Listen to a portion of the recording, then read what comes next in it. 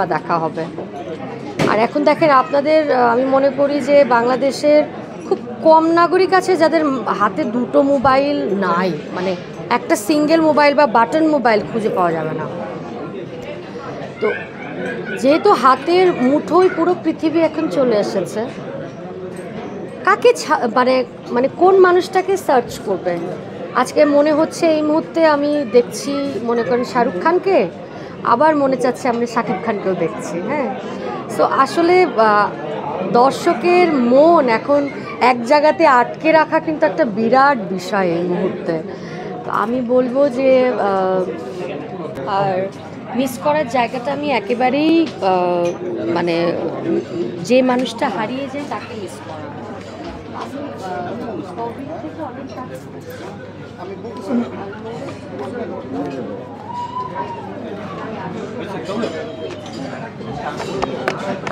আসলে অনেক কাজ হচ্ছে, সো কোনো সেই জায়গার থেকে দর্শকদের যে মনের মধ্যে এটা আসবে যে আগের গান বা এই গান, তারা অনেক স্যাটিসফাইড, যেহেতু এখন কমেন্টসগুলো দেখা যায়। এই সময়ে যেই ধরনের গানগুলো আসছে সেই গানগুলোর ফলে নাকি পুরনো গানের যে ধারা বা যেই জনপ্রিয়তাটা ছিল সেই গানের সাথে এই গানের অনেক তফাৎ, এবং এখন আসে গান দুদিন পরে হারিয়ে যায়। এবং আপনাদের সময়ের যে গান সেই গানগুলো এখনকার শিল্পীরা কেন গাইতে পারছে না এবং কোথায় ঘাটতি বলে আপনি মনে করছেন? দেখেন, একটা ব্যাপার হচ্ছে কি যে আমি মনে করি যে আমার ছোট্ট জ্ঞানে যেটা আমার কাছে মনে হয়েছে, এটা একান্তই আমার পার্সোনাল মতামত, যে দেখেন একটা সময় বাংলাদেশ টেলিভিশনে আমরা শুধু একটা দিন মুভি দেখতে পারতাম।